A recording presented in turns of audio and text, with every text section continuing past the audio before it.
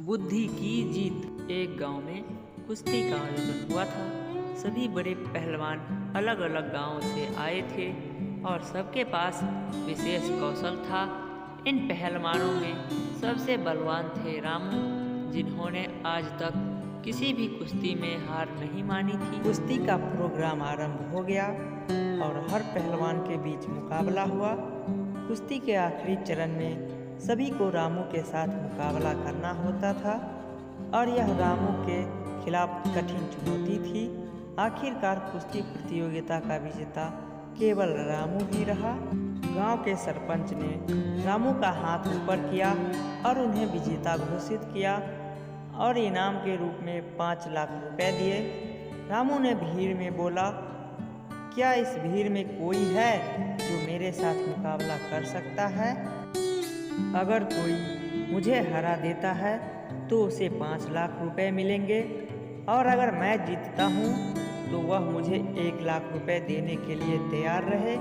क्या किसी को इस चुनौती को स्वीकार करने का विचार है? भीड़ के सभी युवाओं ने आपस में नज़र मिलाई, लेकिन किसी ने भी साहस नहीं दिखाया। रामू हंसने लगे, देखकर कि कोई भी उनकी चुनौती को स्वीकार नहीं कर रहा है। इस समय एक पतले और दुर्बल आदमी ने बड़े ही निर्भर भाषा में घुसपैठ किया, मुझे आपसे कुश्ती लड़नी है। दोनों पहलवान मैदान में पहुंचे और सभी लोग उनके लिए तालियां बजाने लगे। किसी ने उनका नाम तक नहीं लिया। संजू और रामू के बीच कुश्ती शुरू हुई। संजू ने कुछ इस तरह से खेला कि वह रामू के हमलों से बचते रहे और स्वयं को सुरक्षित रखते रहे। सभी लोग संजू की दमदार खेल की तारीफ कर रहे थे। कुश्ती का अंत करीब आया और अब संजू को लग रहा था कि वह कुछ गलत कर गए हैं, लेकिन वह यह भी जानता था कि अगर वह हार गए तो उन्हें 1 लाख रुपए देने होंगे। संजू ने अपनी चालों को तेजी से बदला और रामू को पकड़ लिया और उसे पीछे की ओर धकेल दिया।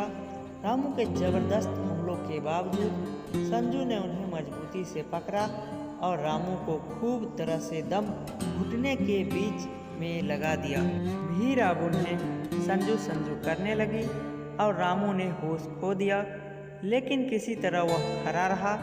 फिर एक बार संजू ने चालाकी से रामू की टांगों को खींचा और उसे पूरी तरह से असमर्थ कर दिया। रामू गिर पड़े और फिर न उठ सके। सरपंच ने संजू का हाथ ऊपर उठाया और उन्हें विजेता घोषित किया। शर्त के अनुसार संजू ने 5 लाख रुपए जीत लिए। इस कहानी से हमें यह सीख मिलता है कि हम अपनी बुद्धि का उपयोग करके बड़ी से बड़ी समस्याओं पर आसानी से विजय प्राप्त कर सकते हैं, चाहे हमारे पास शारीरिक बल हो या ना।